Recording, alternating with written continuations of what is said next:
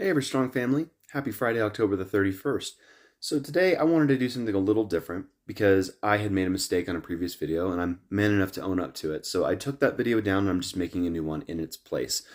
What that video was where I covered whether Christians should or should not celebrate Halloween, and that actually worked really well with 1 Corinthians chapter 8, which we're going to look at once again.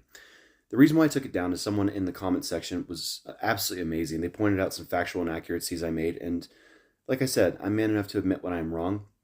I don't want to be posting anything that's going to mislead or lead Christians astray.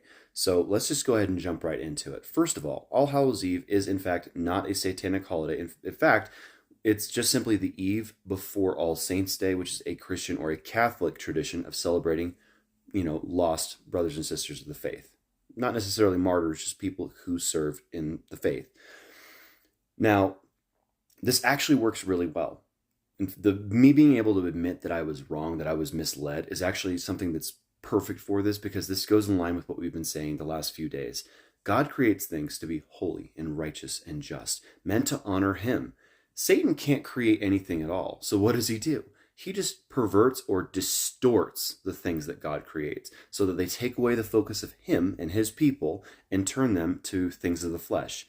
So as Halloween would be celebrated originally, All Hallows Eve, celebrating the faith, it's now distorted to celebrating witches and ghouls and goblins and all that kind of stuff. Now, to be fair, as I might have stated in the previous video, I don't have anything wrong with people, trick-or-treating, getting candy. Everyone wants candy. It's fun.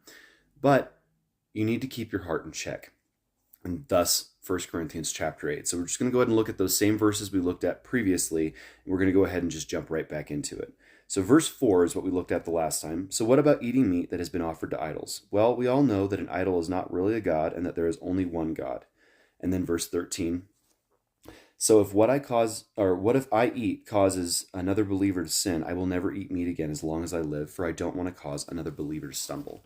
Very quickly, Paul was just referencing the fact that in Corinth, there were still people offering meat as sacrifices to idols. And once the tradition or the ritual was done, the meat was then sold in the marketplaces. And it was a question of, is it unholy to eat that meat? He was directing people to the idea that nothing is unholy for the body. Of course, as long as you are yourself walking within God's law, nothing is unholy. But if other people see you celebrating the traditions of non-Christian ethics, it can cause them to possibly have a smeared image of the faith. So the point that I'm trying to make here is this: Satan perverts, God creates holy. So if celebrating Halloween is something that you have always done, just remember that as a Christian, your image might be impacted. God bless you.